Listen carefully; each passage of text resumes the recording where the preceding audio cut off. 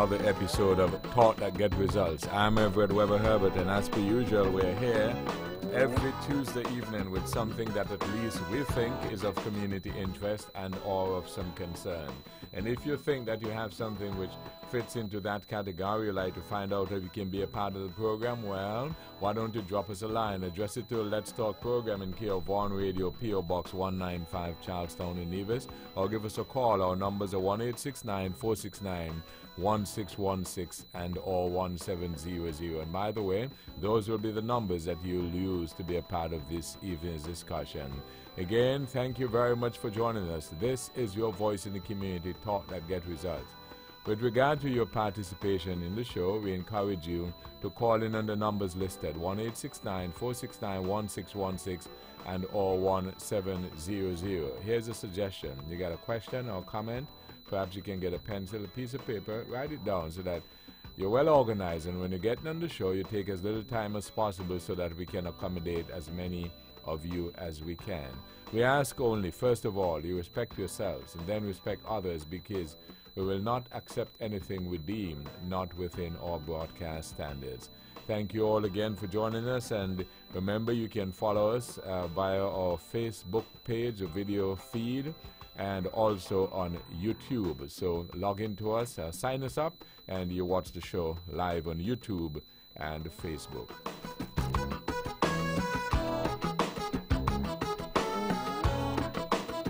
Tonight,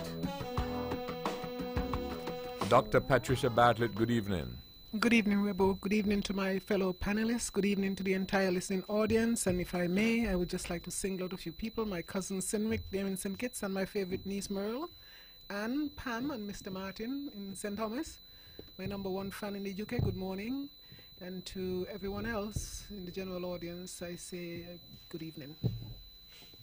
Conrad Naya Liebert, good evening. Good evening, Webo, and once again I say a pleasant good evening to your hard-working staff here at Vaughan Radio and to all in tune to this wonderful program. Pleasant good evening to my friends in the international circle, my brethren in Connecticut.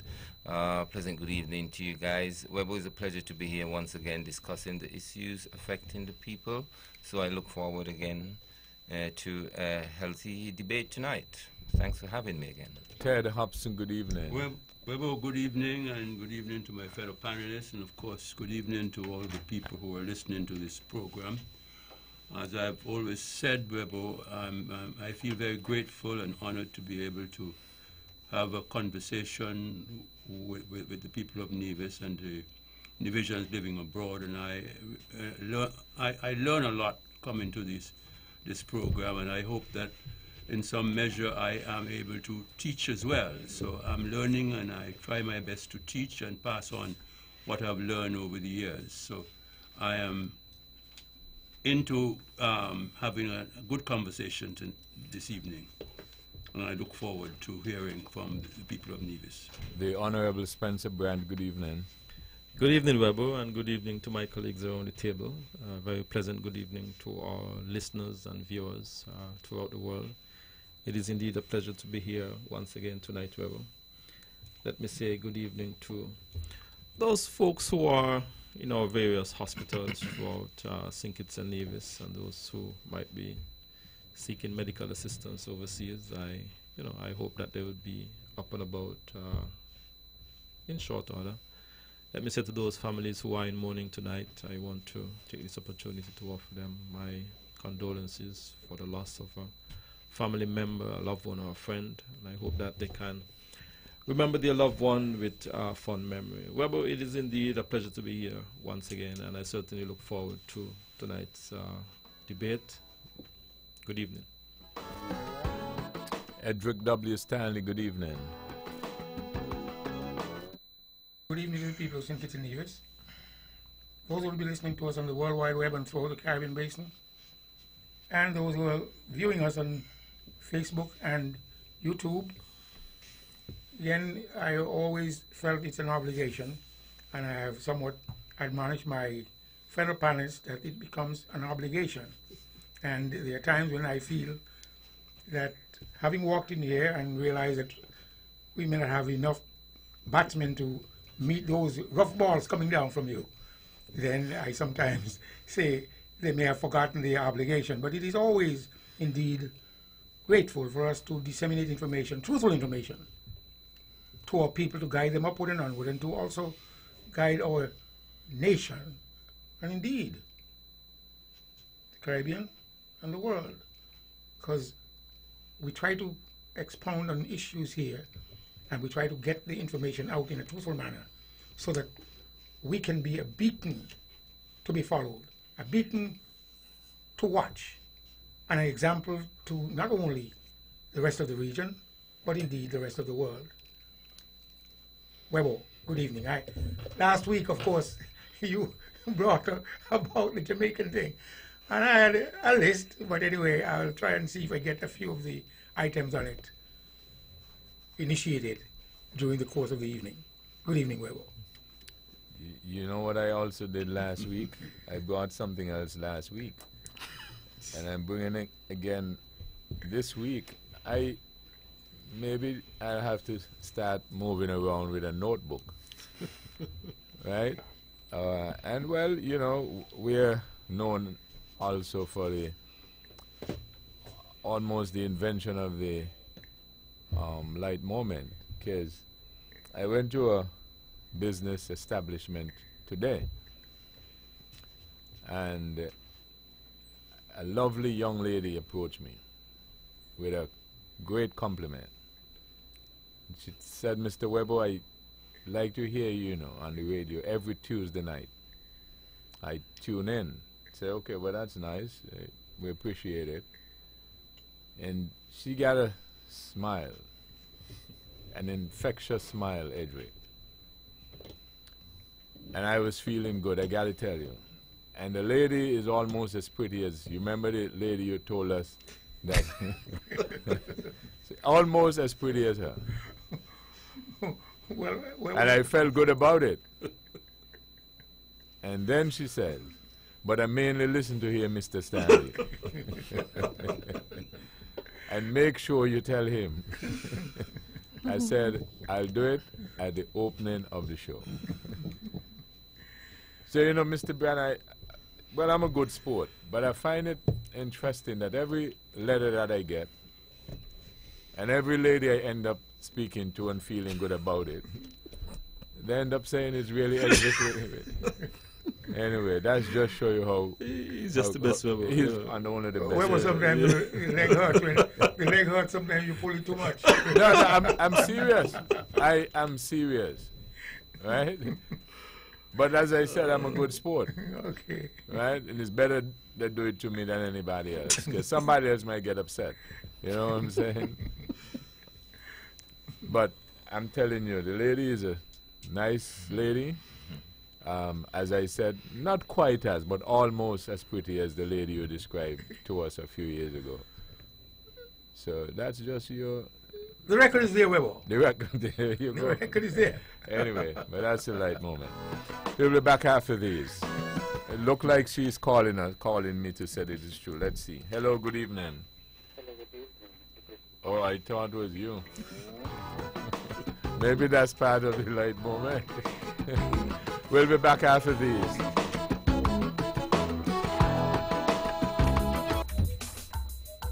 Tiles, and more tiles. Builders Paradise is the largest supplier of tiles. Tiles from as little as $3.95. Tile cement, 50-pound bag from as little as $37.44. And oh, don't forget to check out their Saturday sale for even better discounts.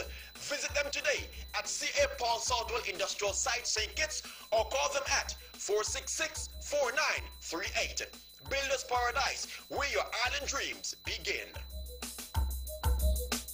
Island Roofing and Hardware Limited, located next to the Monduke Track on Long Point Road, Nevis, specializes in the manufacture of 24-gauge pre-painted Galvalume roof sheets and the sale of tropical green hat lumber.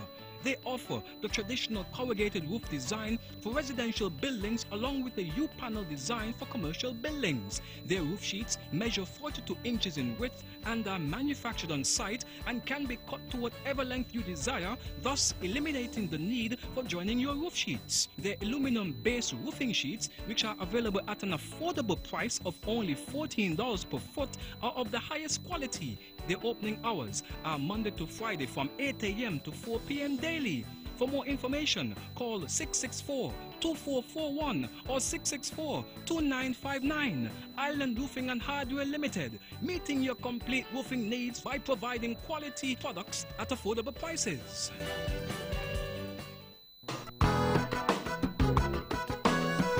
Back on this episode of Thought That Get Results with Dr. Patricia Bartlett, Conrad Nye Liebert, Ted Hobson, Edric W. Stanley, and the Honorable Spencer Brand. And, you know, I got to let you know also that the feedback that I'm getting for the past few weeks, that a lot of folks are very appreciative of the topics that you're discussing, and that you have the courage to discuss these things, because somebody's got to do it.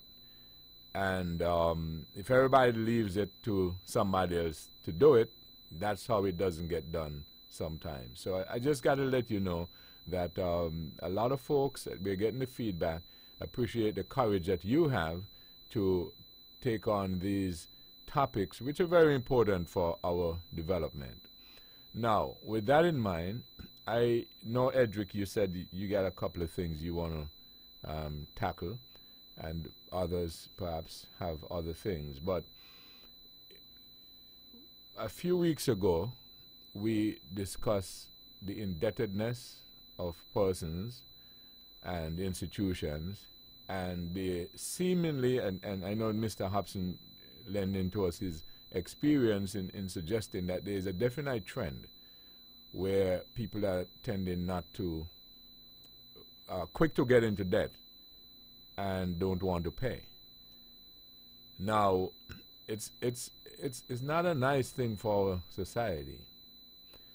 And when I was listening to the news this morning, I heard a clip from the Chief Justice, Dame Pereira. And I thought to myself, this thing is humongous, because it seems to be suggesting that the place that we go to solve our problems, to get injustice for a well-organized society, it's almost like in the passage of scripture where it says, I ran to the rock to hide my face. The rock cried out, no hiding place, because the rock is looking for some place to hide also. So it seems to suggest that the court is having problems collecting as well. So I'm just going to play the clip, perchance a lot of folks are not aware of it, and then on the back side of it, we perhaps can get into the discussion. I have it on my list, Webo. You have it on your list? Yes. Well, at least I was able to get in ahead of you, because everybody I talk to end up saying, is Edric I really want to talk to. So at least I took that off your list. Anyway, so let's go to it. This court does not have the benefit of a trust fund arrangement, which at least serves as a buffer between the judiciary and the executive, which holds the power of the purse. This court must seek approval each year for its operational budget. Even so, the court is constantly faced with the failure of some states, and I say some states, not all, to honor their financial obligation. Arrears continue to mount in respect of monies due to the court. Currently, the aggregate of arrears in contributions due to the court stands at just over $22 million. These shortcomings pose real risks to the administration of justice as they affect the court's ability to plan and implement programs or to employ resources vital for bringing about reforms or to keep the court functioning as it should? Let me first go to Ted and give him the first shot because he has lived in that institution for nearly 6 decades, right, Ted? Yeah. Okay, so let's go to you first. Well, of course, the Chief Justice has raised a very critical issue because you can't run an organization without funds. And of course, unlike the CCJ, that has a trust fund which has been set up well over $100 million that was, it started with over $100 million contributed by Americans and Chinese or whatever, and the other countries. So that is there as a buffer, it's invested, and so the court does not depend on politicians for its existence. But insofar as the Eastern Caribbean Supreme Court is concerned, that is not so. They haven't got a trust fund, and they depend entirely on the contributions from contributing states and territories. And so when these, the court is not a priority for, you don't get votes from supporting the court. And so these governments tend to build houses, build roads, do all sorts of things with funds and so forth. So contributing to the court and to other institutions is secondary. And I was, for I think six, 7 years, I was a member of the West Indies organization that runs all of the law institutions, and that was the cry every year. The report was that this country doesn't pay, that country doesn't pay, and sometimes they haven't paid for years to the uplifting of the institution. And so it wasn't surprising to me, although I didn't know the extent of the indebtedness, it wasn't surprising to me when I know that you know, the funding is as much as, I mean, the amount outstanding is as much as 22 million. That's a whole load of money, Webber. And it means that the court can't pay its staff, it can't involve in programs and so forth. So, you know, it's something that the governments of the region has to listen to. But as I said, you don't get votes from that, and as a result, it's not a priority. I am glad that she raised the clarion call. I'm glad that you are playing that script tonight. Hopefully some of the leaders of the region may be listening and understand, and because they forget these things, you know, it just passed like it passed outside the off stump or down the leg side, so they don't really care very much, because when they appeal to the electorate, you know, the electorate is not saying, are you looking after the court, are you financing the court? They want to know, are you building a road next to me, are you putting up lights outside my dwelling? And so there we have a problem, Webbo, and I'm glad you raised the matter tonight. At least our people may become aware of the situation that exists in the region. Following up on some of the comments that you made, though, Ted, you listen to the Chief Justice, and then you listen to the comments that you make. You got to ask the question, well, how, if the court is depending so heavily on being financed by governments, how, if at all, does it affect the court making judgments when it involves the same governments? Because, you know, I'm sure you would have heard people suggesting that when it is the government, sometimes they feel that the justice is not impartial.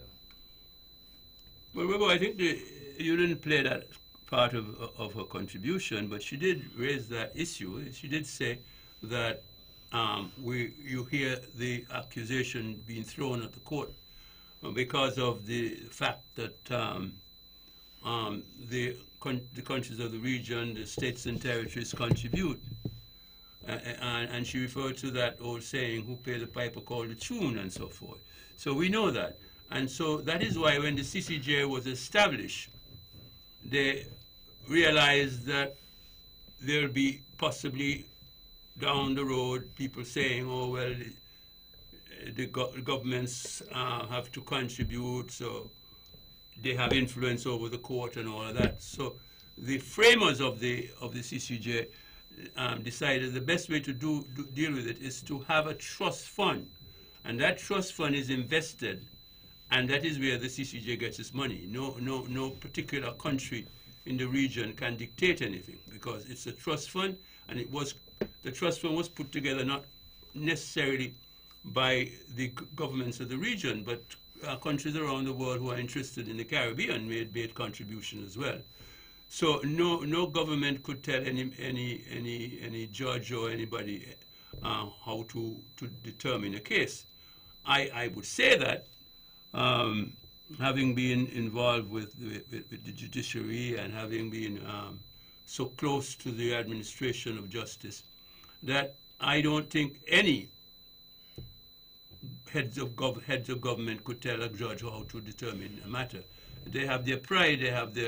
They have sworn to be objective, and I think that we have been fortunate so far in selecting some of the most resourceful members of the bar who have come to be judges, and to my mind, all of them are beyond repute. I don't see them bowing to any minister of government to decide a matter. As I say, operate in the court, and sometimes the judges give decision against the government, and I worry. I say, well, I mean, they have no respect for the court, but they don't. You know, they don't. I mean, you only have to look at what happened with the case with the with St. John's to see that the court came out strongly against the government of the day. You know, and people said at the time that no government is going to go give a decision against the government. I mean, no court is going to give a decision against the government, and we saw what happened. But just to interject from a factual standpoint, though, some people argue that maybe it was perhaps because it was not a judge from in this jurisdiction, so to speak. Remember, he was a retired judge out of Trinidad. That is true. But keep in mind, I'm not suggesting that might have been the reason. But I will tell you, Webo, that the Court of Appeal decision was even harsher than the judge. Correct, yes. If you remember rightly. It was even harsher than the judge. Yes. You know, the judge was soft on the registration officer and the supervisor of the election. That is correct. If you remember, I mean, they went out of their way to call them guilty of misfeasance, and the original judge from Trinidad didn't do that. And they are from the region. Yes. Okay. Well, here's the other question that you can get out of that, some of the comments that you made also, is to whether or not, what does it suggest? Because when it comes down to the governments now having to pay this bill that is due to the courts, and then if you begin to dissect it more, it comes down to the individuals, islands, and then the individual persons who are in the office at the time, the prime ministers, etc., etc., etc. And then you can begin to see how they govern. And as you pointed out, what importance they put on certain things. And we all know, some people perhaps may not like to speak about it, but we know a few years ago in here in the Federation, when the country owed, the Prime Minister of the day said, notwithstanding there were lots of monies put aside in an account, he said to the people who we owed, well, we can't pay, so you have to take a haircut. So you have now, Ted, personalities involved and the thinking of our people, correct? Right. And, Right. and that feeds right into or out of the discussion that we've been having the past few weeks, where it seemingly is a changing of our thinking in the society as to whether or not we can go into debt, maybe sometimes recklessly, and because there seems to be no punishment at the end of that, or, you know, we just say, well, I can't pay, I'm poor. and have Edric passionately saying that if you do not address it, what do you say might happen, Edric? Don't repeat it. Well, Don't repeat it. in a case like this, I kept saying that a borrower and a lender, and William Shakespeare, 1564 to 1616, stated neither borrower nor lender be. But of course, it seems that it is something cultural, because now we are having governments not paying their bill, and not only to the court, but also to the University of the West Indies. Well, other institutions, yeah. The Yes. University of the West Indies has complained bitterly Yep.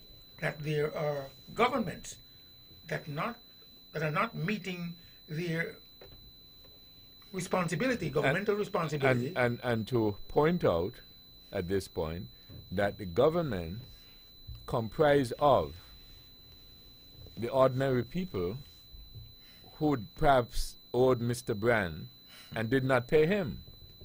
So he has this, or she has this thinking or ideology, and let's go along, run up some debt, and then you don't have to pay. The other thing I want to point out, and we can go around the table and see whether or not you are learning that as well. A gentleman told me that of late, perhaps maybe because this thing has come to the fore a lot, he's finding that a lot of more people are coming to him to borrow monies and not paying back. No, and this is no laughing matter. It's funny, and therefore we have to take it with a grain of laughter. Because there are people who are deliberate. They sometimes may not even want the money. They want to see how effective they could be with reference to taking somebody else's money. But you know there's a saying, to use other people's money. And that has been quite prevalent. There are quite a number of people in our society who always want to use other people's money. Some people come and they in the form of a loan. Some people come and ask for it in the form of a partnership, as the case might be. But ultimately, is to get their hand in somebody else's pocket and to use somebody else's money. And it is not right. So the admonition is that before they beg from you, you beg from them. No, you have to develop a strategy, else you wind up a pauper. That strategy works? It does work. You know that for a fact? It works. I know for a fact. I know it for a fact. Meaning that you used it? Sure, but today, as I was passing right by the pharmacy, somebody said, Mr. Stanley, give me something there. So I just put out my hand. I had some money in my hand, some change in my hand. Just let it go.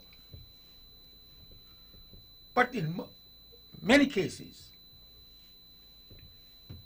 I'm just as broke as you are. There are times I don't have a penny in my pocket, not a dime. And therefore, if I tell you I don't have any money in my pocket, it's up to you to believe. But there are times when I have no money in my pocket. But you see, a person like me who listens very acutely,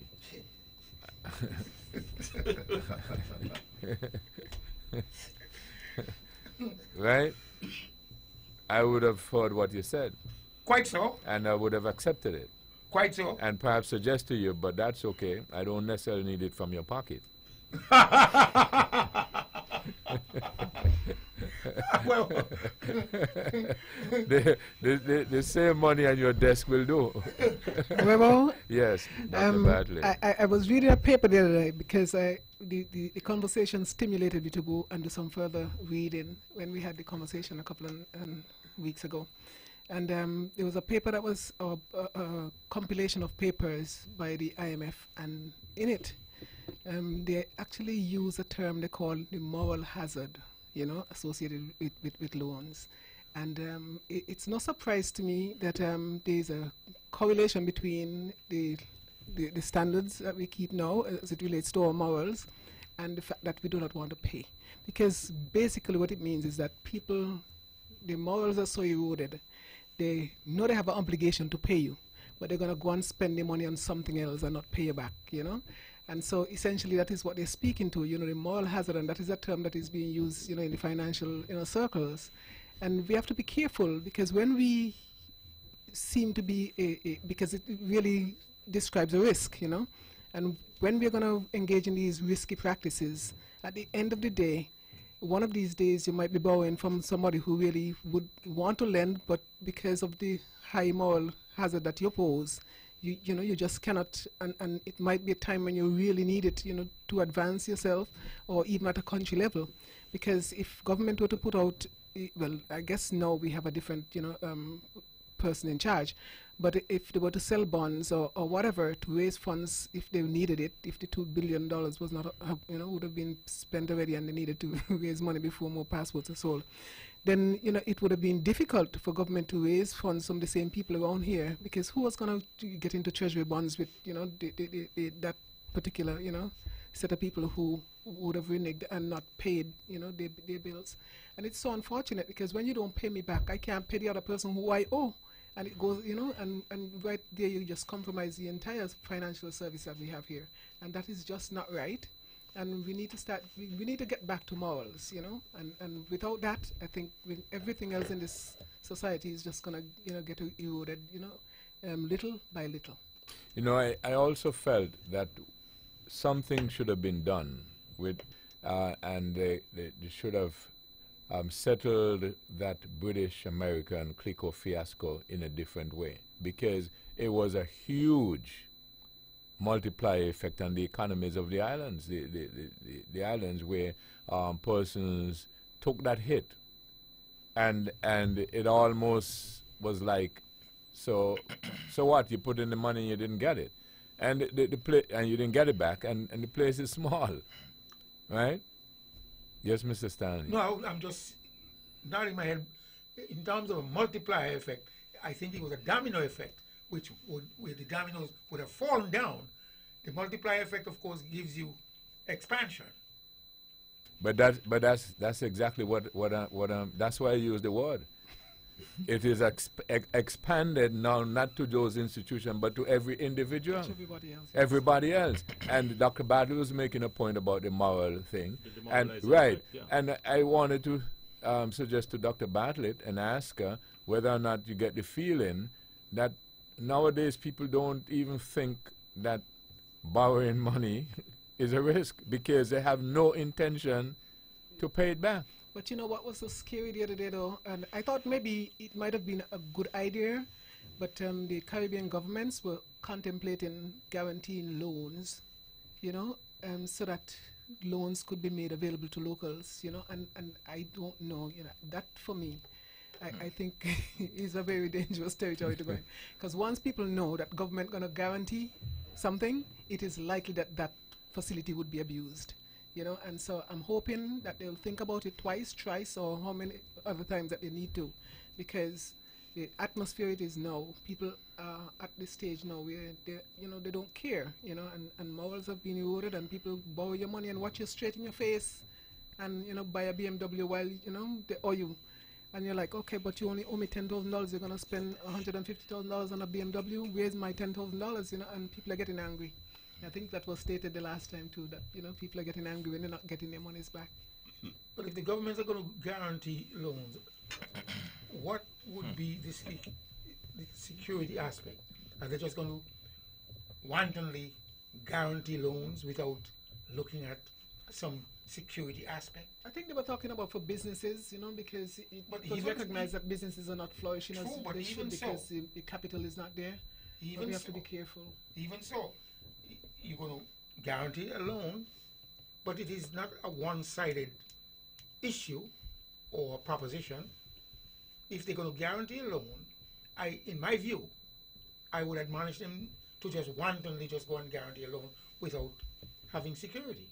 Because there are a lot of people who have assets, they don't have liquidity, but they do need some liquidity. And if government is going to guarantee that liquidity, then, but they should look to ensure that there is some system put in place to ensure that if that loan becomes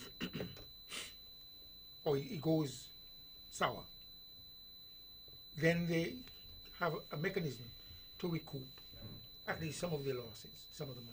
But you see, if you do that also, you have to look at the integrity of the system because, as Dr. Bartlett pointed out, when a few years ago we decided not to pay the people we owe, right? And she pointed out, well, there's a different person now, so maybe it might be different. But the risky thing about that is that in the next year or two, it might be a different person with a different thinking who might go back and say, well, okay, so we owe now again, let's not pay. And so on. So it has to be of a certain integrity, right? The entire institution of government, so that it is not, they have the confidence. Right, because you lose confidence, and that's just the point. Who Yes. would buy your bonds, you know, if they lost confidence in your ability to pay back, or if your moral hazard is so high, because that's what they, I guess, is what. I still think that government or those people have an obligation to make things right, because they're still, in the general scheme of things, players hoping to again ascend to the seat of government. But that is what the And whole us- discussion is all about, Mr. Stanley. The thinking of our people. Yes, that is what it is. You get into certain institution, offices, or as an individual, and if you make certain decisions and know that there is no penalty, that is what the whole discussion is about.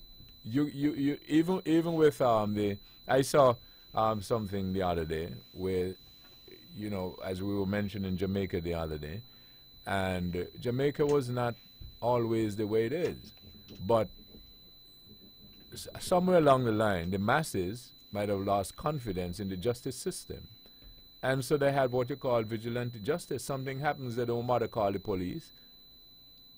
They take their own course of justice. Well, it's creeping up in our nation. You know, But that is the point that they're making, and it includes the same topic we're discussing, because you made a point the other night. I don't so much like it, but it's true. You said that people need to pay. Otherwise, I don't really want to repeat it, but what you said was true. You know what I'm saying? So it is important the way we think. Our philosophy, our thinking, it is very, very important. Well, sometimes the government, by their actions and their policies, encourages this sort of thing. I remember in 1992 when CCM first came to office, and the former government, there was a minister from Charlestown who was also, well, a representative of Charlestown who was also the Minister of Communications and Works. And half of Charlestown never paid electricity and never paid for water. And when CCM came in, they had that problem where you had all government road, Hamilton and so forth, much of it anyway. Much of it never paid any electricity. and so forth, and we had to, of course, in order for us to be able to pay for the petrol to run the thing, we had to impose a regime of people having to pay, and that wasn't very popular with the people. So that idea of trying to get something for nothing is sometimes encouraged by politicians, and I fear that this emphasis on providing all these houses has to be rethought, because you know, much of the persons who are seeking these houses are not going to be in a position to pay, and you have to ask yourself what is to happen. How are you going to finance this business, and how are you going to be able to pay the court, and how are you going to be able to pay all the other institutions that you're members of, and so there you have government having to deal with these domestic situations, and at the end of the day they don't have any money to deal with their responsibilities abroad. And also, Ted, I might add in, while you're making a list of things, Dr. Badlett made a point the other night as well, the things that you choose to spend monies on. Yeah. The other things that make you jump up, and like Judge Kavanaugh, you know, he likes beer, right? That drink?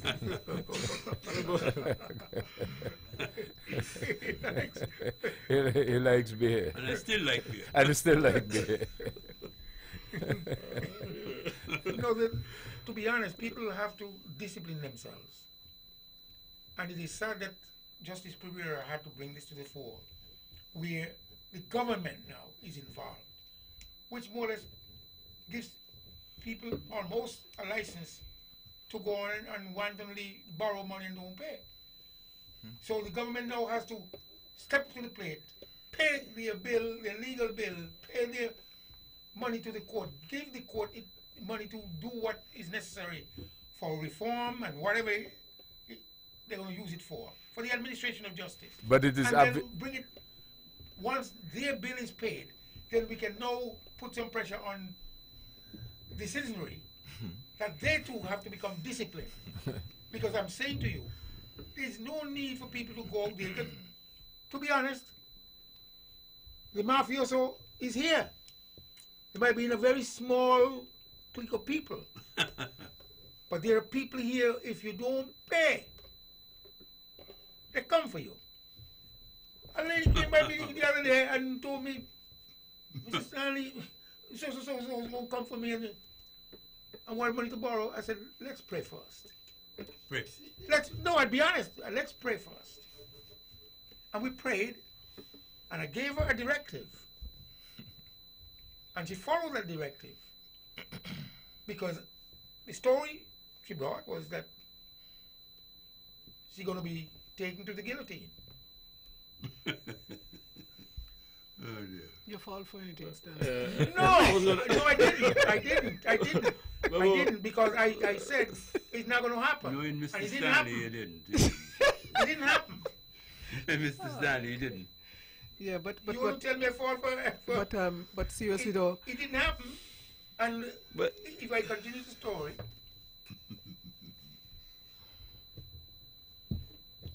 quite astrologically, the people met, discussed,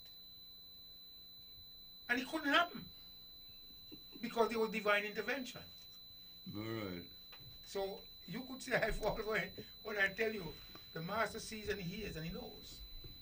So so what happens now with the court, as you're suggesting, Mr. Stanley, if the government can do right with the court and make sure that they're well funded, so that as the justice said, administer justice as it should in an organized society. Yeah.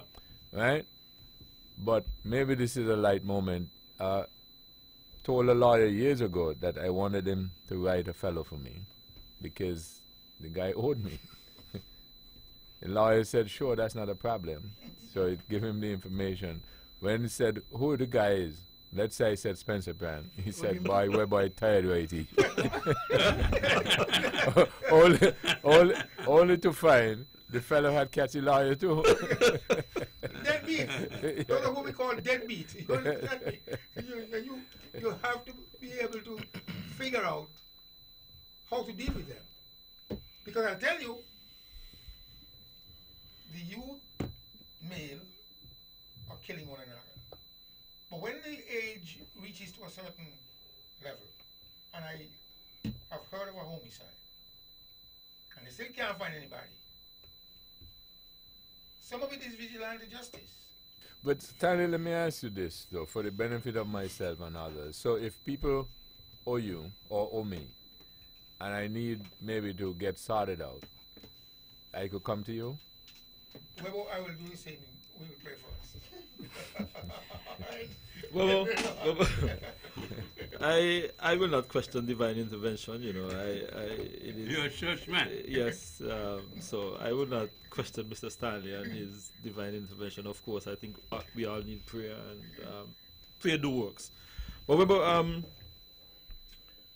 this is a serious concern, Rebel, for not only here in the Federation, but certainly throughout the entire region. We spoke about the court and the level of indebtedness by regional governments to the court. When we look at another organization like, for example, CDB, Caribbean Development Bank, CDB is an organization that do quite a bit of funding for regional development. And in the same context with the court, if these various governments do not repay their or meet their obligations to an institution like CDB, that in itself will also create trickle-down effects throughout the entire region.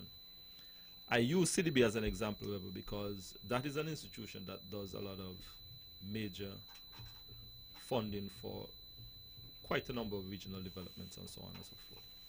I think someone mentioned the University of the West Indies or an institution like that. What these indebtedness are doing, to the region and to our people, is creating a level of anxiety, so to speak, a level of uneasiness, a level of discomfort. I think we mentioned also about the incident with British American. I know up to today that people are still depressed and anxious over what would have taken place with British American. A good contractor friend of mine, I know, still having nightmares over what he would have lost because of British American.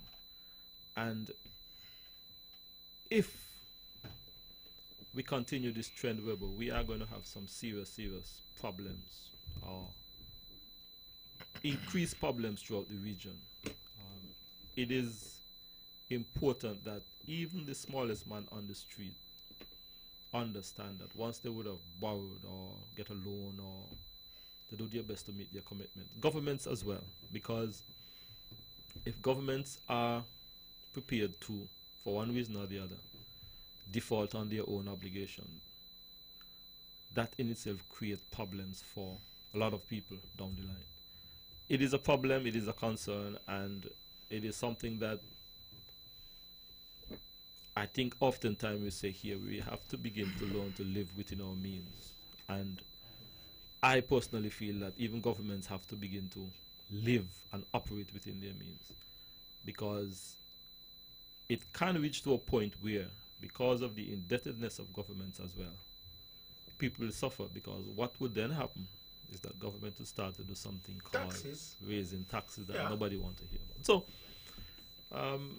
it is a concern, and it's a real problem, but I think that the trickle-down effect at the end of it is the people who is going to end up suffering. The government shouldn't really get involved in deficit spending. They should look at revenue, they should look at expenditure, and make a determination as to how to keep the boat on even keel. I mean, of course, it's not an easy task. But the problem is, though, you have a chicken and an egg situation, because if the government is comprised of persons in the society who, from their own philosophical thinking, believe in borrowing and don't pay. Correct? That is correct. So, But you can if still separate if that's your thinking, and you end up in government, what do you expect will happen?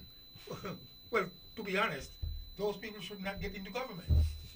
But that is how they will get in, because you understand politics better than me. I learned from you. They talk a good game. They talk a good game. That's what you want to hear. And the person who can most convince the electorate that they will give them a free living, that's the person who likely will get there. You heard what Ted said. Ted said they had to make some hard decisions. How do you tell a person that I can't give you free electricity anymore when the other fellow who was there was giving me free electricity? How do you do that? To be honest, That's a problem, Rebel. You come between a rock and a hard place. And with this housing thing, what they got to do is to redefine the priorities. And what I mean by that is to go back and truly, surgically, determine how much it costs for, let's say, a 900 square foot house or 1,200 square foot house. Okay, this housing thing. Let me take you on. And because everybody keeps talking about this housing thing and how they're building these houses and the people can't afford them, right? Every time they build 15, 20, or 25 houses, there are another 25 persons on the list. Or in other words, they build 25 houses, and there are 50 people waiting for them. So explain that to me. The thing is that everybody wants a house. Yes. Not everybody can afford a house. But they get it. They So get how come they get it when they couldn't afford it? Based on the selection system. No. It is. No, the selection system suggests that this is the house and it costs $1,000. You go through a financial institution, of whatever sort or description, and you bring X amount, and then you have to pay X amount per month. You go through a system, just like when you borrow for a minute, and then you qualify, you get it. The system suggests that you can afford it. That's why you qualified. No? No. Well, They have something let they call... me tell you how I know it and how it is. Why don't we do this? Why don't you let Mr. Brand tell us first, since he is on the inside? Tell us what the facts are. And you don't, Mr. Brand, you don't know the facts? Yes. The way I understand how the system, and let me back up a bit. I think it was last year, year 4, the Nevis Housing and Land would have procured, it was about $10 million from the Social Security Board to construct some houses. They would have used some of that funds were able to procure some equipment for the Nevis Housing and Land operation at the quarry. I think it was $2.something million or something like that. A number of these houses were constructed, I think, right here in Bath Village, and over in the St. James's area. I think a few were also constructed in Cotton Ground from that $10 million. Every single one of those persons, Weber, who would have received one of those homes would have had to go through a financial institution here on the island of Nevis. I think that the Nevis Cooperative Credit Union was one of the institutions that did the bulk of the funding. So if an individual would have gone to the Nevis Cooperative Credit Union and do not meet the criteria or the requirement from the bank, then they would have not been granted the funding. The Nevis Housing and Land does not select who gets the house based on who the individual is. They have to go through this process through the bank, and the bank would have offered them the funding to go and purchase the home. And that was how I understand the system. Okay, Mr. Stanley, that's the evidence? You say what? That's the new paradigm. Well, okay, so in other words, you like me to put the new paradigm aside and talk about the old one. Just to bring things to sharp focus. No, so no, there would be a comprehensive no, it's okay. understanding. No, all I'm saying is I just like to do things in an organized way. I just want to ensure that that's what we're doing. So the new paradigm, you have no cross-examination for that. But you would like to address the old paradigm. But I have suggestions for the new paradigm. Meaning that those houses are still pricey. And they have to go back into the system and do a comprehensive analysis. Okay. Now, I'm going to go for a break and I'll come back with you, Mr. Stanley. But, Mr. Brand, you see what I keep trying to teach you? You see how important it is when you have the information or the evidence and you come out and you put it first. You see sometimes how easy the game is? I keep telling him all that all the time, right? This is Thought That Get Results. We'll be back after these. Looking for a place you can go to and relax and enjoy a healthy meal? Check out Island Life Vegetarian Food and Juice Bar located at Penny's Industrial Site below the supply office. They are open Monday to Friday from 10 a.m. to 5 p.m. They offer you healthy, delicious, nutritious food on a menu that boasts Ital food, sandwiches, burgers, roti, puddings, and much more. They have a wide variety of freshly squeezed fruit and vegetable juices and smoothies that includes beet, carrot, pumpkin, tamarind, star apple, and sarsaparilla, and much more. Contact them today at 660-5318 or 668-3107.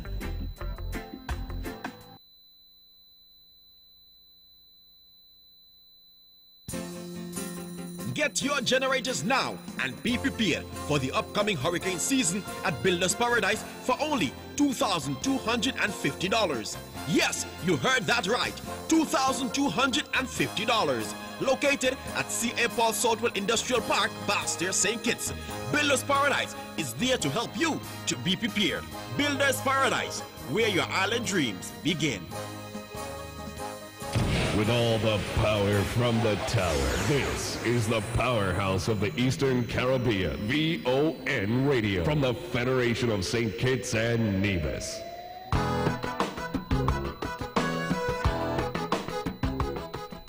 Back on this episode of Thought That Get Results with Dr. Patricia Bartlett, Conrad Naya Liburd, Ted Hobson, Edric W. Stanley, and Spencer Brand. Let's go to Naya.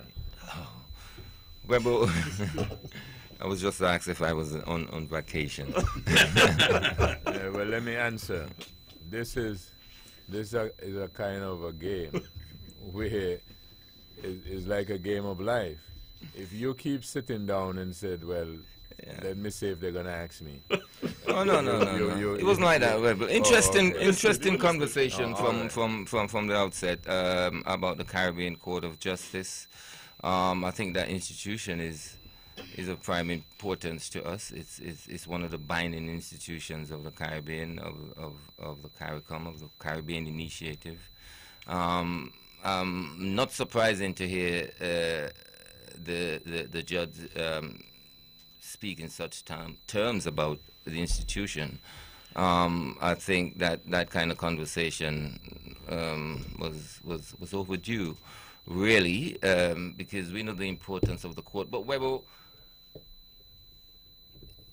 we move on and start talking about people owing debts and people owing the bank, and we always end up with the housing situation. But I'm not sure if the justice was speaking about anything related to borrow and lending. Really, I think she was, and I could be corrected. But just speaking of the obligation laid on the various countries by the treaties of Treaty of Chiguaramas, Treaty of Basse-Terre. And, of course, the court need to be financed And of course, there's an obligation for every island or country that sign on to the treaty to make payments into the court for it to, to administer justice and so forth. But what is of concern is that even though many of the islands have signed on to the treaties, many of them have not moved the court or see the court as the final court in the justice process. So the question is, should we be paying this money when we have not constitutionalized the court or even decide to use the court as our final court of appeal? And I think that's an important question, because it brings a cloud of doubt, and you wonder whether or not these governments simply just following the trend, or what, or are they seriously obligated to the institution and the importance of the institution in this region? Because it does make no sense signing on to the treaty if you're not going to constitutionalize the court. If you're not going to constitutionalize the court, why make payments to the court? I think the justice also went on to speak of the House of Justice in various countries, because I think she make mention of a situation in Grenada, and I think in St. Lucia where court proceedings cannot be held because of the dilapidated state of the court. So I don't know where these governments see the whole concept of justice and how important it is. But if they don't see it that important, they should really see the Caribbean Court of Justice as that kind of binding institution, just as University of the West Indies or Caribbean Development Bank. So important to the region and to its people and its development and the integrity of its people too, because here we are in the Caribbean, and of course, there's such a court, and many of the islands can't see perfection in the court. They're still running up to the Privy Council, up to the white guys. And of course, when the obligation is not met, what is happening, as she went on to mention, Well, now I think you two courts, two courts. I think he's aware of it. One is the CCJ and one is Eastern Caribbean. I think he's aware of it. Yeah, no, but not what he's commenting on. The CCJ One is the CCJ, which is maintained by a trust. By a trust. This one we have that operates around here is the Eastern Caribbean Supreme Court. Right. That depends on contribution from this member countries, member states and territories. Okay. So two different things. I'm aware it's two different courts. I know he's aware completely. I'm aware of two different courts. It's two different cases. But the point I'm making is that it is an absolute bad example when government does not meet such obligations, really, because of the importance of the court in the region.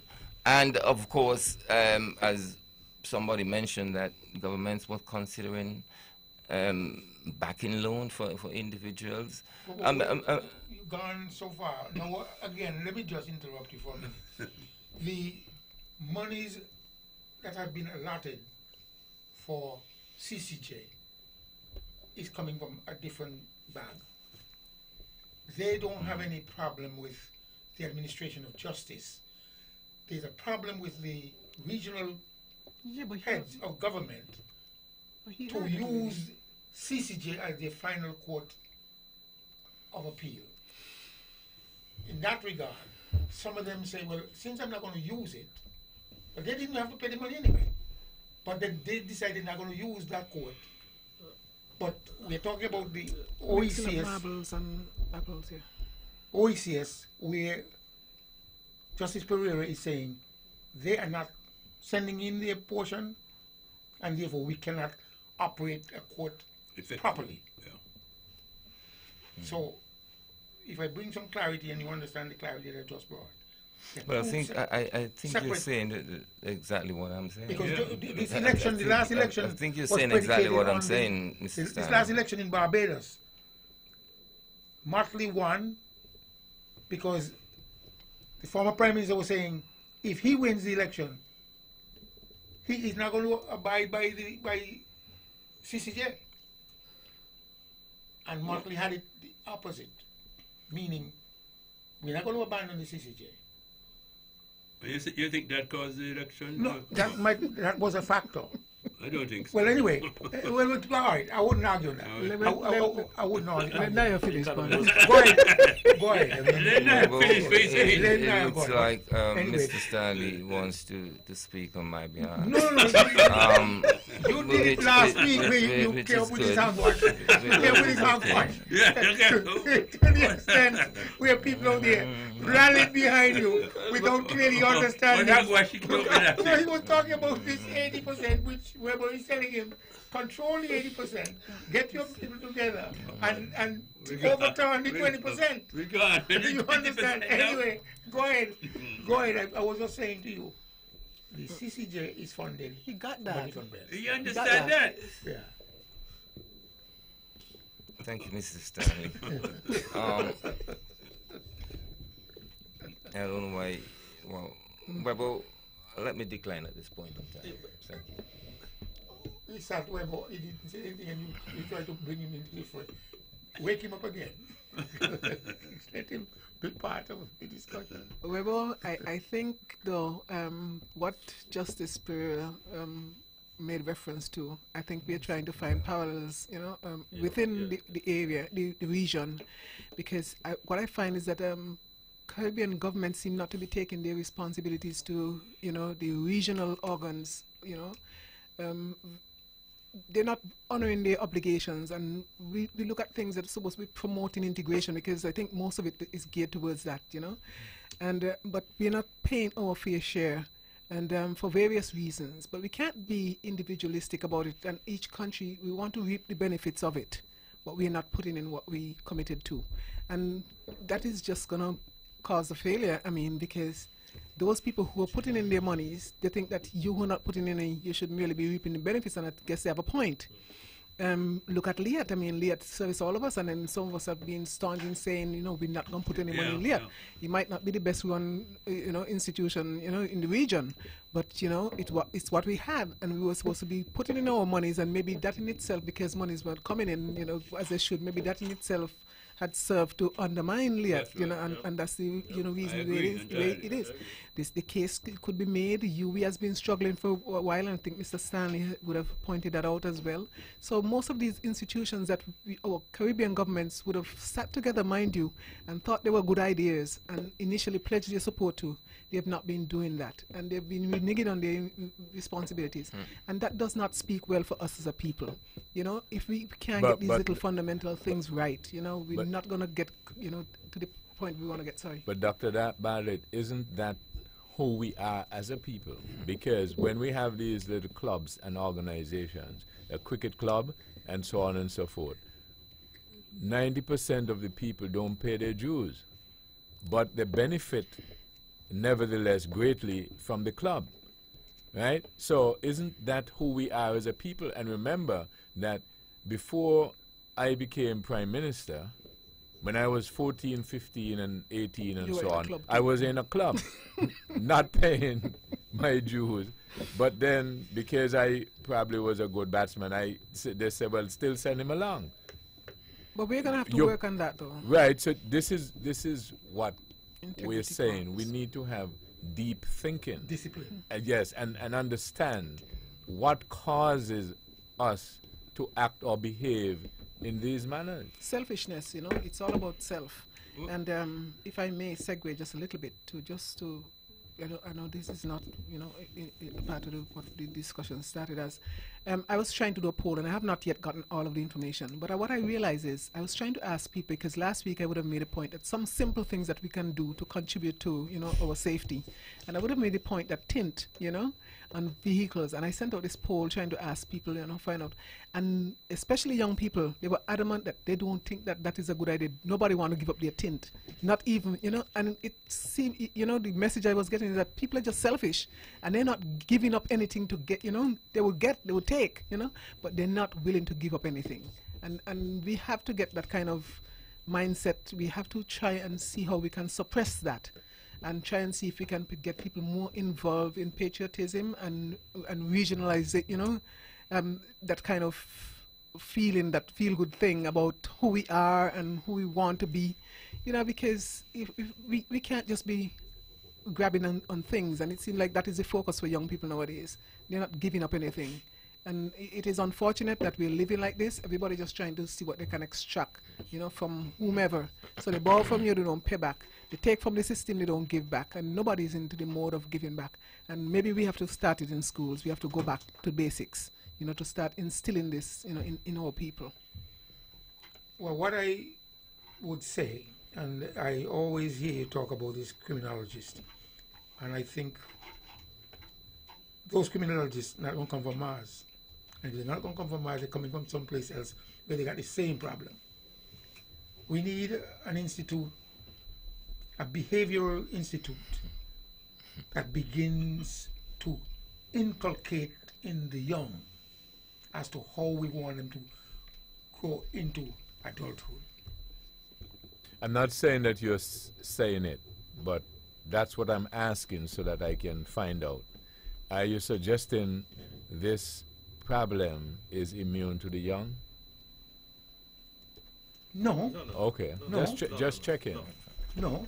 So who it's immune? It's also includes the older. Oh, sure. The problem is with us. All right. So let me ask you this: who are you going to use to inculcate these behaviors in the young? From right around you. That The problem old? you have with parenting. The old? That problem you got with parenting. No. Parenting. Walk with me. If you want to call the old, walk with me, Mr. Stanley. Yes, I will work with you. Okay. You got a problem with the young. I ask you whether or not this problem is immune to the young. You said no. Correct? What I understand you to be saying is that the problem we have is with the young only. I'm asking. No. It's not with the young only. No. All right. So it also includes the old.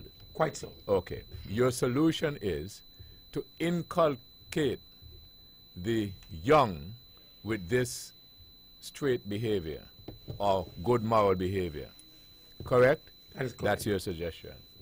My question is, who are you going to use to put or inculcate this behavior in the young? People of Not the integrity, old. I think that is just it. And we do have people in the community with integrity. We are not all bad. Comment part No, for that comment. Yeah, but keep in mind, right? We're speaking in general. We have Because to come to remember we said, it is the young. I didn't expect you mean 100% young. You didn't mean that. No. And then when I said the old, I didn't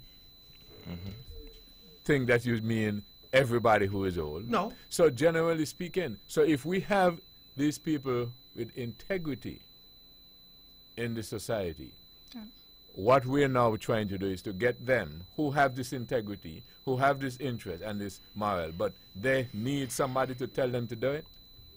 That's what we're saying? Well, but we have to put the mechanism in place. If you have this thinking and this integrity and all this, we need somebody to beat us and tell us to do it. No, Let but me just draw a little illustration. I do not know how the Methodist Church came up with this parenting, which has been amplified on Van Radio. And I think it's powerful. Now we would like to cherry pick, just that Pat jumped the gun. Well, I shouldn't jump the gun, but Pat got in and said, we have people in the community with certain moral compass who can guide and be part of this behavioral institute or whatever you want to call it. But we would have to cherry pick them. Because we know exactly how our society is predicated. And there are people, like the other day you said, there are two opinions. One is public, one is private. I wanted to hold you on that. But anyway, maybe for another conversation. But there are people who we could... Can you disagree? No. Okay. No. But I believe that we could cherry pick or hand pick certain people because I know the guidance I got. And from where? And from whom? Some are gone. Maybe one or two might still be around. But there are people like those who are still among us. And we must find them. You said, should somebody force them or organize them or urge them to do it? Maybe the word is yes. Or not maybe, the word is yes. But if we were to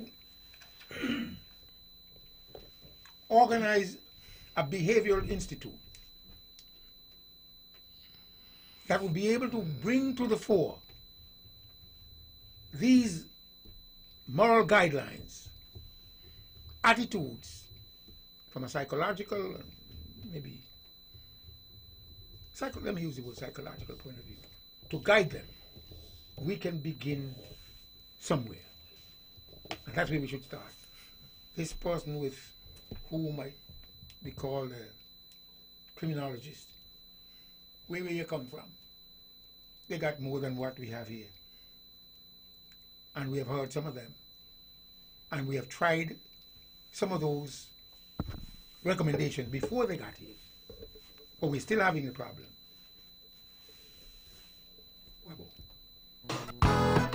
This is Thought That Get Results with the Honorable Spencer Brand, Edric W. Stanley, Ted Hobson, Conrad Nye-Liebert, and Dr. Patricia Bartlett. We'll be back after these.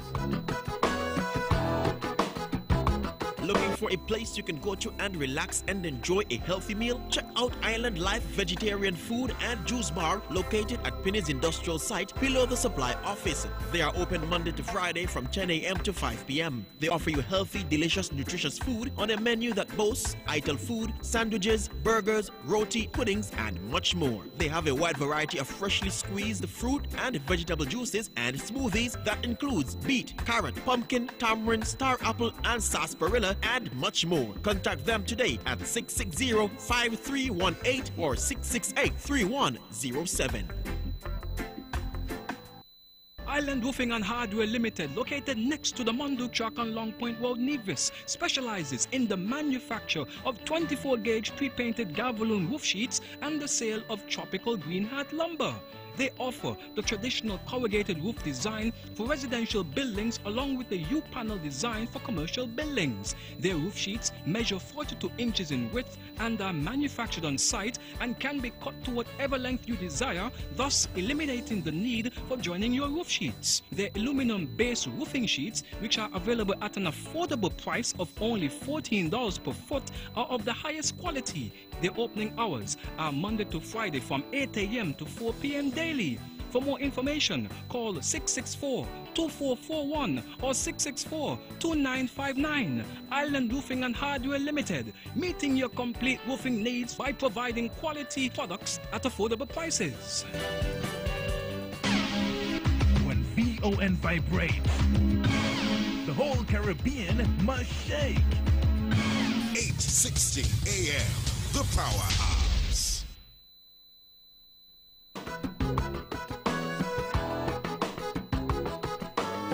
Back in this episode of Thought That Get Results with Dr. Patricia Bartlett, Conrad Nye-Liebert, Ted Hobson, Edric W. Stanley, and the Honorable Spencer Brand. Your phone calls now on 1-869-469-1616 or 1700 if you want to be a part of the discussion. Dr. Bartlett. Yes, Webo. Something else I wanted to touch on just before we run out of time, though. This weekend gone, yes, I attended the Inter-High, and I guess it was being extended to the sixth form as well. They had a debate competition. We had for 2 nights. The series was for, and they were focusing on the Sustainable Development Goals. And I remember that you had Mr. Keynes here one night, and somebody else was with him. I can't remember exactly who. And they were going through the Sustainable Development Goals. And it's unfortunate I didn't see people like Mr. Stanley there. I was wondering if maybe it wasn't well advertised, but I was kind of disappointed in the turnout. But I think people really would have missed a very, very good debate for the 2 nights. Extremely high, you know, level, yes, standard. And I'm hoping that people would get more involved in the Sustainable Development Goals. You can, and this is just, I'm not doing the people's work for them, but I think it is important that we all, do a part, in making sure that we get to the goals. Because some of the sustainable goals are things that we talk about every day, maybe not directly as sustainable goals that we want to meet, but these are things that we would like to see in our society, or like no poverty, gender equality. Because I was just, when we were off here, I was just telling Mr. Stanley, or trying to convince Mr. Stanley that if we only were to get that solved, we had gender equality, then maybe a lot of these problems would have been solved already. And we wouldn't have so much of an issue, because we keep talking about the same things over and over again. But I just want to make the appeal to people to get involved. We have to start asking our government, where are we as it relates to the Sustainable Development Goals? There's a universal, agenda, and the target date is 2030. We're almost there. We're just 12 years away from 2030. And I need to find out from my government, where are we as it relates to poverty? I don't know. We are not seeing the statistics to support, our position where we are now and where we need to get to. Are we 10% in poverty? Do I have to search harder to find people to help out? Or, things like that we need to find out. So we need at least a baseline as to at least a status where we are now. Take a survey, so we know how much work we have left to do. We know we have a lot of work left to do to get there, especially as it relates to gender equality. So people are watching, and I know that the Prime Minister has been making, some headway with that, because I see he has been making a lot of appointments, with women, in terms of getting gender equality. I know that they made some overtures towards the people, as it relates to the poverty alleviation. I don't know how far they've gotten with that. I don't know how many people are still poor. But I'm just saying we need to get involved, and I don't find that there's enough energy being put into the Sustainable Development Goals in terms of us, keeping on par with the rest of the world and getting there on time. Where are we as it relates to sustainable energy sources, every election we hear about the geothermal. Where are we? Because I am aware that you have external governments who are willing to help in that regard. So I want to know where we are and how serious we are about getting to the Sustainable Development Goals by 2030. I sometimes would listen, and with the gender equality, sometimes it goes down the avenue of male bashing. And in that regard, we have to begin to understand exactly what our role and responsibilities are as human beings in our society. There are qualified women, and if they don't step up to the plate, they're not going to be seen or heard. Some expect somebody to beckon to them to say, here, come. No, but you have to do that, though. That is something that we have signed on to as a government, that we are going to do that. What I'm saying to you is that there's a blueprint for how we're going to get there. You have to have the firepower within you to have the initiative to get up and go. No, and Stan, to get. You need to read the Sustainable Development Goals and the targets. Look, there's a blueprint there that tells you exactly. They're cutting some slack to the women who want to get there, but may not want to put in the hard work to get there. No, but I don't think that you quite understand what's going on with the I understand. I do understand. Because you have to. I think you need to spend some time and familiarize yourself with the strategies and how we're going to get to gender equality in 2030. But what you're saying, it doesn't form part of the text. Look, you're trying to paraphrase something that you have not yet read. You have to read it. No, I don't have to read it. Dr. Babbitt, yes, you do. You can't speak about it if you don't. No. In listening to the discussion between the two of you, let me ask this. Even if what Mr. Stanley is advocating is not part of the text, does he have a point, though? He may have a point, but it has no impact whatsoever on the subject at hand. Well, is it possible? Is it possible that the blueprint, which is the subject at hand, the blueprint, maybe if it inculcates or it adjusts for the suggestion that Mr. Stanley is making maybe you would not have to be ending up asking what is happening. Maybe Mr. Stanley's suggestion or idea, if it is incorporated in the blueprint, it might be more workable. Is that possible? But it is not. And we cannot debate what if you can have ideas yourself. It's not part of it. It's not part of the agreement. We have to stick to what the agreement is. You know, people have crafted it. People have agreed to it. And we have a target date. We don't have a lot of time to add to it. Maybe the time for Mr. Stanley to add to it is long past. What I'm saying is we need to focus on what it is and what the roadmap is, and we need to stick to that. You know, we have and seen we need to familiarize ourselves with it, or we cannot make informed decisions on it. If we have familiarized ourselves with it, we have seen many of the female world leaders, and they were not just ordinary people. These are people who, in fact, prepared themselves, and ultimately, for the target goal to be in leadership positions. Golda Meir, Mrs. Banderanite, Eugenia Charles of Dominica, you name them. Here in our society, there are some ladies who are just sitting back with the hope that, for whatever reason, they can be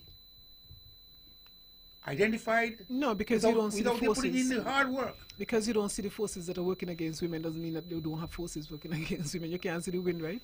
Sure, I understand what's going on. I'm just saying to you that you have gone to school, many have gone to school, but yet they have not advanced to that position where they can challenge the hierarchy. This is a competition, a competitive game.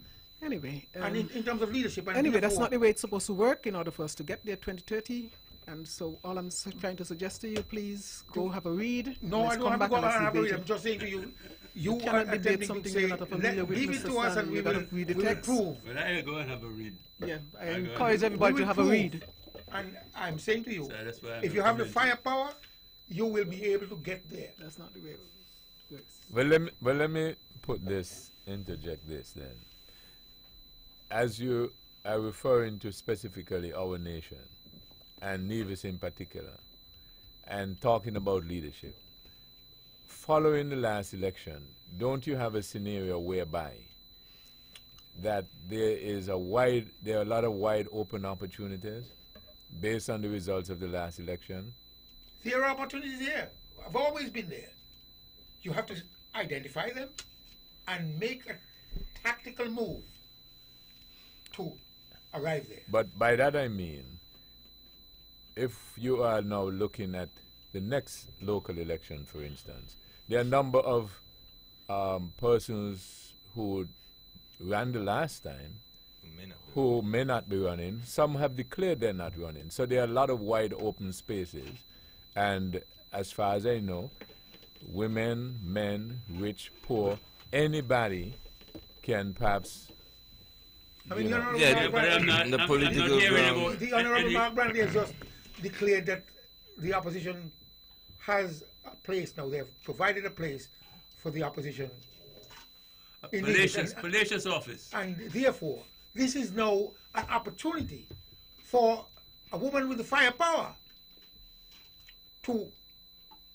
So do what you're supposed to do, because all the parties have signed on to it, all the political parties, and Mr. Brand doesn't have to stay silent now. So I'm saying to you, would give him a chance.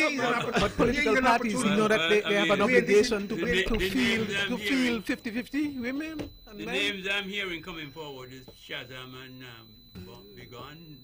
But also there are new parties, I understand, that have been formed. So what I'm saying is that you can now have, if it's a new party, anybody can decide now who will be the head of the new party. It could be all women, it could be a woman, etc., etc. Good evening, thank you for holding. I am going to read goal number 5, gender equality. There are 17 sustainable development goals. Goal number 5, achieve gender equality and empower all women and girls. According to the UN, gender equality is not only a fundamental human right, but a necessary foundation for a peaceful, prosperous, and sustainable world. Providing women and girls with equal access to education, healthcare, decent work, and representation in political and economic decision-making processes will nurture sustainable economies and benefit societies and humanity at large. Now, there's a whole big preamble, but then there's the second to last paragraph. I'm just going to read another little part of it. Achieving gender equality will require enforceable legislation that promotes empowerment of all women and girls and requires secondary education for all girls. The targets call for an end to gender discrimination and for empowering women and girls through technology. Some have advocated for listening to girls. The assertion is that the SDGs can deliver transformative change for girls only if girls are consulted. I think that's what Dr. Bartlett is trying to refer to, and maybe Mr. Stanley is suggesting that the girls need to come forward. But I think what the purpose of writing the goals is saying, it can't be business as usual where we wait for people to come forward.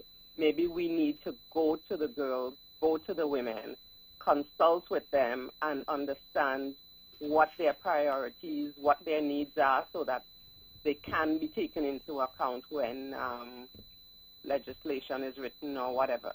Girls should, the paragraph ends by saying girls should be viewed not as beneficiaries of change, but as agents of change. Engaging women and girls in the implementation of the SDGs is crucial. We are, thank you. Thank you very much. Thank you very much. Is the caller finished? Yeah, caller, you finished. Yes, I'm finished reading what is in there on the goals. Okay. Just a clarification. Yeah, you like to stay on the line, or you yes? Is there a question? Mr. Stanley, go ahead. I'm just saying that we're not in Afghanistan. We're not in the Middle East, where women are prohibited from certain things. There are no laws here that prohibit women from doing what they want to. But what you're saying is to legislate, pass a law that would... Yep, but in some places they've already done it. Is it to force women or to prevent men from denying women? I have never known a man attempting to deny a woman here from aspiring. The system. You must see the system as a challenging system. No. And prepare yourself. For too long. As you have prepared yourself. It has existed to be here among men. And therefore... Mr. Stanley, I agree with you that, yes, preparation is necessary for anybody who wants to advance. Preparation is necessary. But I think the reason why this is there as a goal, yes, there are places where things like child marriage, and I think there was an issue that came up in Trinidad the other day that even came out in the Calypso competition about the age that girls are allowed to marry in some religious groups. So child marriage is an issue, but there are other ways. Maybe in our society we don't have child marriage as an issue, but maybe representation, political representation. Pat alluded earlier to financial situations, businesses. You know, maybe there are strategies that could be employed to bring women to the caller, let me ask this. You think that we are at a stage that we can go beyond speculating? Can we give real examples where women are oppressed or they are denied? I think this is where Pat comments that we need some statistics in order to be able to address, to get rid of the speculation. So until then, maybe it might not be wise to continue to fuel it, because we might be dead wrong. We might be dead right too. Right, but what I'm saying is... Right, but... The statistics are there. Yeah, this is what I'm saying. So let's bring them. Because if we're dead right, fine. If we're dead wrong, problem. So let's bring them. Yes, I agree. I think instead of just talking about it, right? As Dr. Bartlett said, let the statistics be put forward so that we know where we are on each of the goals, so that we can then know where we're going, what is missing, where we're falling short. Maybe gender equality isn't an issue in St. Kitts Nevis. Right, but to be fair, caller, we've had this discussion before, and when I put the evidence on the table, they had evidence. I think the discussion quelled for a while. No, but you were measuring the wrong thing. No, I wasn't measuring no wrong thing. Well, I put the evidence on the... Everything moves in cycles. No, and hello, maybe caller, evidence. caller, what I'm saying is that we had a discussion once, and we were speculating certain things. And then when I put the evidence on the table, it quelled for a while. That was hard evidence. For instance, in gender equality, in terms of education and positions, head teachers, right? 80 or 90% of them is women. Okay. So if we go to even it out, what are we going to do? Send home some of them and then give men the position? No. That's one of the questions we ask, because what was argued is that we want a 50-50. No. Right? But the evidence shows that in a lot of the top positions, for instance, here, and you made the point, maybe we don't have that problem here in Nevis and in St. Kitts. So if we don't have it, why pretend we have it? Right. If we don't have it and we prove that we don't have it, then goal number 5 is off the discussion table. Right. And there are how many? 16 other goals. Right. You Okay. know, so that's my point. Thank Okay. you very much for listening. Yeah, thanks a lot. Yes, Mr. Stanley. Well, I'm just saying to you, based on where we are, and I am looking at our own local St. Kitts Nevis. One of my brothers got married earlier. At an early age, my mother had to sign the paper, but it's not a prevalent thing here in St. Kitts Nevis. What isn't? I'm talking about child marriage. Child marriage. But that is not an issue for us, and we Right. have already identified that is not an issue. We're not trying to fix what what it doesn't need to be fixed. So all the other sustainable goals to arrive at the date that you mentioned, bring them forward and let's deal with them here. Because I'll say this, I do not see where women are being suppressed or hampered in any way. Because you don't know what the goals, the targets are. You see, the thing is they have 17 goals, and associated with those 17 goals, you have 169 targets. Yeah, but Dr. Bartlett, almost though, 10 per goal. But Mr. Stanley is What I'm challenging you to bring forth those that are applicable, and then he will debate you with it. But just to be saying there are 100 and something and so on and so forth, they may not apply to us. Mr. Stanley is challenging you to bring those that apply to us. But Stanley got to read one for us where he can debate. We can't be talking like we talking Chinese, and it's almost like Chinese and English here. Stanley has to read the thing first, and then we can have a discussion on it. You bring it. You got to read the information first, Stanley. You bring it, and I'm saying to you, all I recognize is that there are positions that you feel in our nation that should be allotted to women. As it relates to Parliament, yes, we're not there. We have 20%. We're one of the lowest. You know, we're at the lowest, one of the lowest heads, 20%. In progressive places, you have... Okay, let me take this. Okay, please call back. Yes, go ahead, Dr. Bartlett. Putting aside the United States, in other progressive places, you have, Okay, I think the caller is back. Good evening. Thank you for holding. Good night. Good evening. Thank you for holding. Could you go ahead? Yes, good evening to all of your panelists. Good evening. Good evening. Yeah, now let me assist. I don't know how many of you are familiar with the Human Development Index. Every year, so there should be one, I don't know if 2018 is out yet. But if you were to go to the Human Development Index and look at the countries, you will find the statistics for most of what you're asking about. In relation to the goals, the stats The stats are available. So let me start there. So, and in relation to what Dr. Bassett was saying, I don't know many of you listen to the news this week, but I don't remember which country. It seemed to have been a Caribbean country or some country, where the legislation was passed that there must be, if a board have so many persons, I think if it is 5, 2 has to be female. You know, to get, because the point is this, women, Mr. The gentleman who is opposing. Stanley. Yes, Mr. Stanley. I understand where he's coming from, you know, because remember culture and socialization.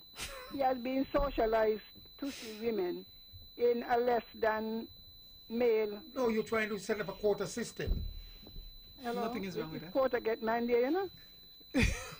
No. Blacks would, hello. You Go ahead, see, caller. now that argument. Go ahead, caller. Go ahead. The argument that you're putting up is the one that the person with the power would always put up. Now, so Guyana and other countries, it should be legislated. When you sign the convention, you have the CEDAW. That's what you're talking about. You have the convention against all forms, the elimination of all forms of discrimination against women and girls.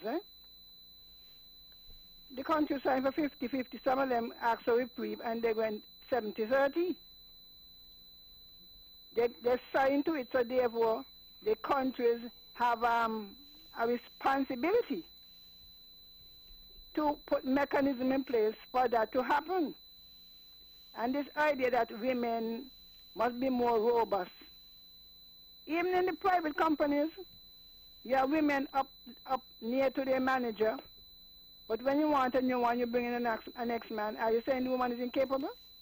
That is why it's a competitive with world. the development goals, it call upon not just the society, but not just civil society, but the government to put legislation in place. Caller, might I ask you a question Yes, on the point that you just made?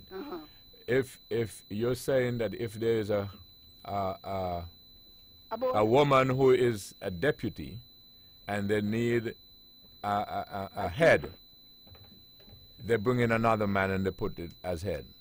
Okay, so it suggests that's discrimination. It is culture. It is discrimination on the, being cloaking culture. Well, let me ask you this. If Mr. Stanley is the head and Mr. Brand is the deputy, and then Mr. Stanley leaves and they want a head, and they bring in Ted and make him the head, what is it now in reference? What do you say of Mr. Brand? Is he being oppressed? Well, I will query the recruitment process.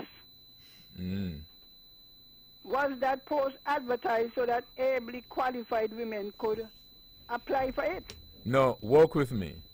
Well, I work with you, you have the scenario, right? Yes, work with me. The scenario does not. Yeah, no, work with me. Yeah, go ahead. Mr. Brand, who is a male, is overlooked as the deputy, just as the female was overlooked. When the female was overlooked, we suggested that it is because of gender or maybe oppression. We didn't suggest it might have been competence. But you can't prove that. That is what I'm saying. So when you come to Mr. Brand's position, if Mr. Brand feels that he is qualified and capable, he should not just sit back and say, well, let them bring who they want. But what I'm saying is that should we be automatic that because it is a female to say that they were overlooked because they are female? It could have been overlooked for the same reason.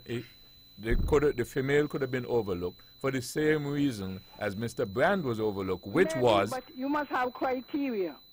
Yeah, but this woman come up to the system, right? She was allowed. She was allowed, because we're sneakish about it. She was allowed to pass to come up. But the organization position, maybe even though unwritten or unspoken, is that they prefer to have a male as the head. But maybe not. You see, one of the things, to be fair, one of the things that we must be fair with, when we're having discussions as these, right, is to put scenarios and put the other side of the story. Because when you put the argument that a woman is there, and when you look, they bring in a man. Now, it's quite possible that it might have been because it's a female, but maybe not.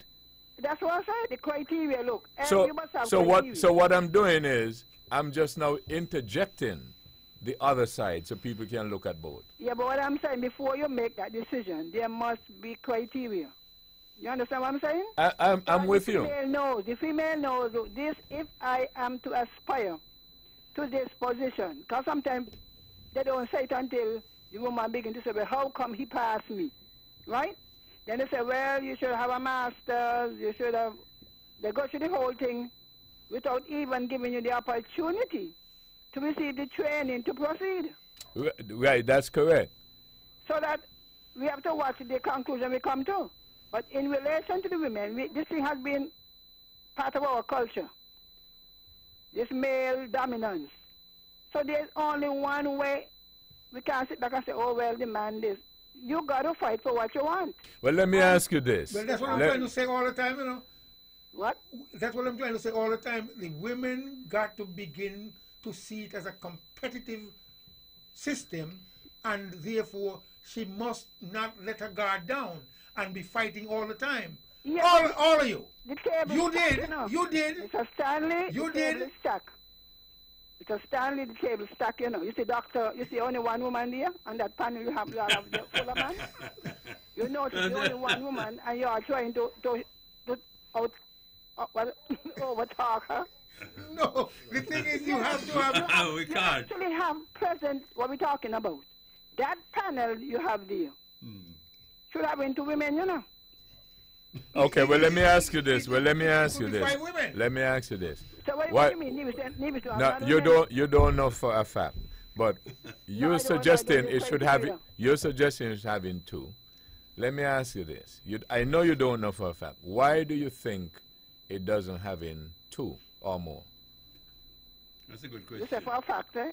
Yeah, no, I appreciate that you wouldn't know for a fact. So I'm just asking you what your opinion. Yes. Yes. And I have been on panels where I am the only female. One lot of men making lots of noise.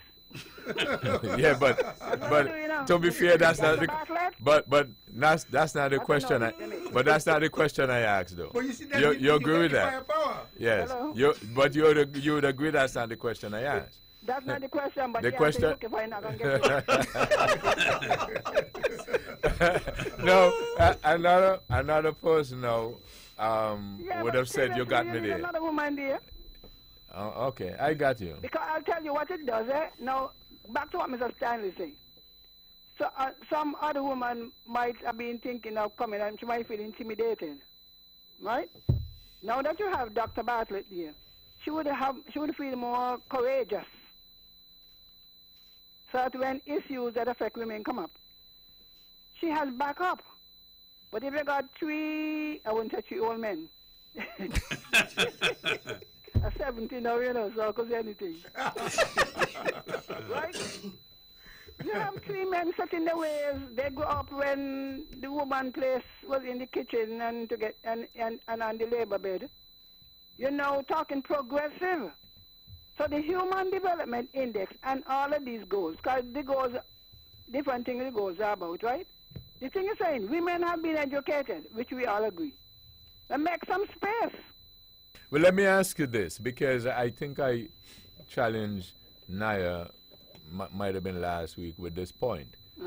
Not especially with women, but it can apply to anybody. Yes. Now, women has a greater part of the percentage of the population. And if they feel that they're behind the 8 ball, you don't think if they band themselves together in one gender as women, they can easily get to where they want? Because how the men get in these positions is by the vote. And largely by the same women. That's why I say, you know, if you make a good point, eh? But it come back to because I remember I did some training on women's political participation, right? I was one of the trainers. And we said, look, this is a woman's manifesto. There was a woman's manifesto. We can't get a place where we can vote.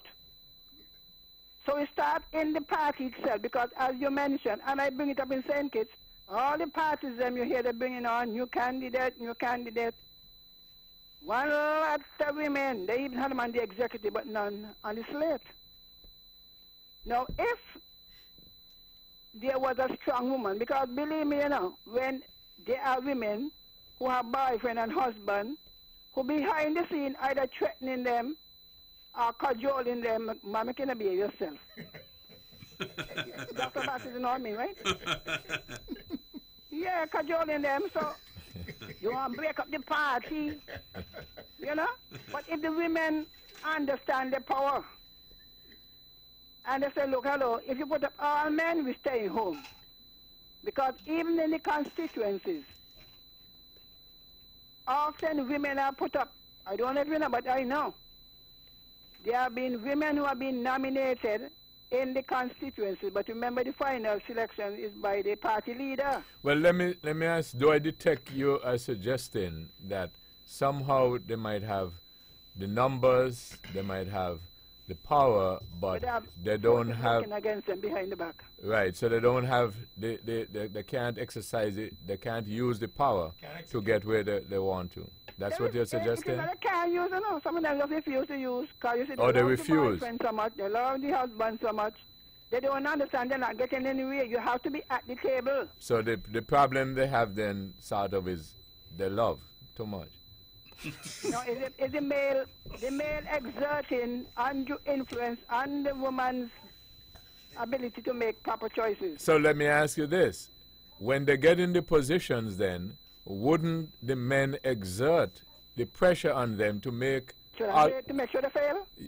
Well, to make alternate decisions. Look, I applaud all women who run for election, 'Cause I know, even when they get in, they got this boys club, you might find them even, the male might get together, make decisions, and when she have to go home to cook, Because in our culture, we still doing, professional women still doing maid work. But in that case, caller, maybe we should use consider Mr. Stanley's approach then. First, get them to be competitive, prepare themselves to be competitive. They are competitive, and I tell you already, look, women are competitive, but you have this thing behind the back. Okay. Oh, give the man a chance, the man. I mean, how many more chances? Well, let me ask you this finally. What would you suggest because I was suggesting earlier before you called that this political situation here on Nevis right now is that as a consequence of the last election, there are a number of persons who will not be running. Some have retired. Said they're retired. So there are a lot of open spaces now for new candidates. What do you suggest then in terms of women? I say start in your constituency. To talk, I hope women listening. You know your capability. You can be trained for yourself. Sometimes you may have to have a confrontation inside of these constituencies. Put yourself up. And if they try to take you down by suggesting another male, you have open protest. I go as far as that, So you wouldn't encourage them to do what Mr. Stanley is saying and compete? Because obviously we compete in all our lives, Yeah, but what I'm saying is obviously you're going to find that, for instance, let's say St. John... They fight for what they want. Oh, well, so then you're agreeing with Mr. Stanley then? This is not compete, this is fight. Fight, okay, I got you. Okay, caller, thanks very much for the Dr. discussion. Bartlett, hanging in there. Yeah. Let me take this quick break and come right back. This is Thought That Get Results. We're back with our remaining minutes right after this.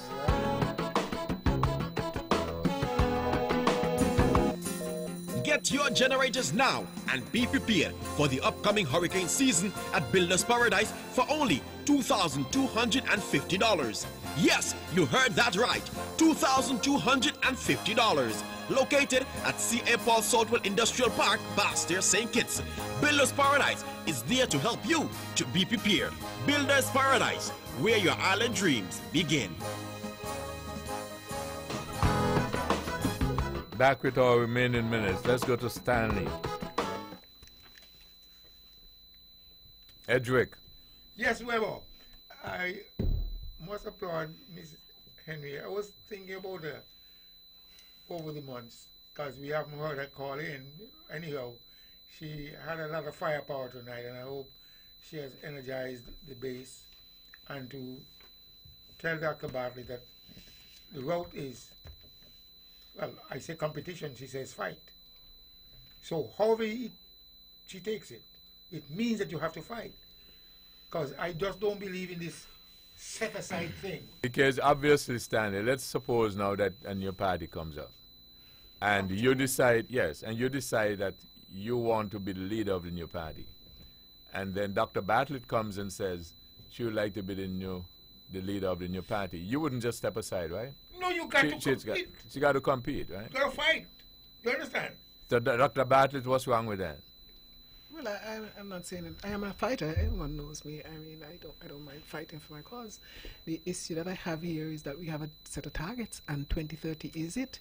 And if women have to fight, we're not going to get there for 2030. And this is something that universally we have signed on to, and we need to start honoring. You know, just today we were talking about integrity. Tonight we're talking about integrity, and people need to start honoring the agreements that they make. This is one that this is time for us to pay.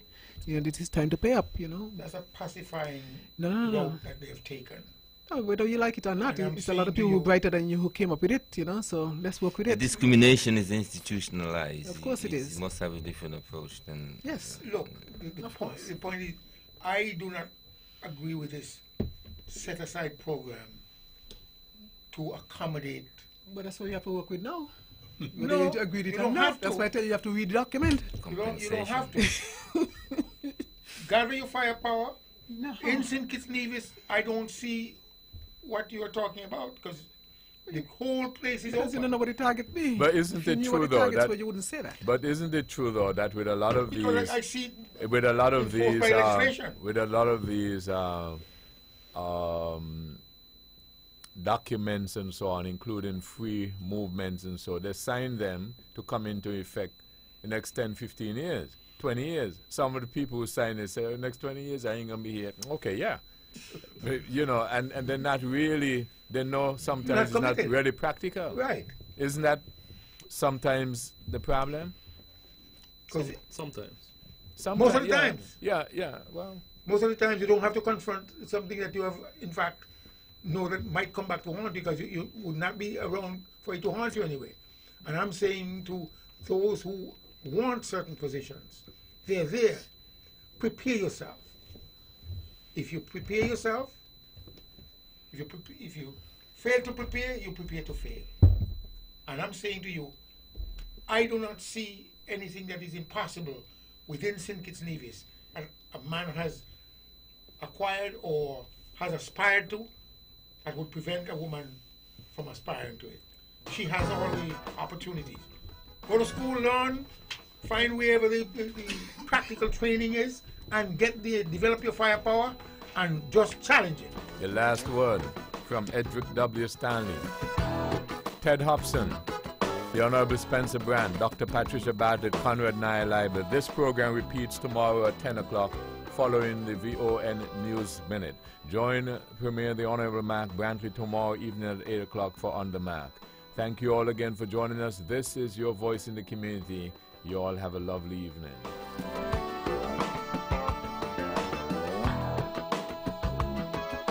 The views and opinions expressed on the program are solely those of the participants and do not necessarily reflect the views of the Nevis Broadcasting Company Limited or its advertisers.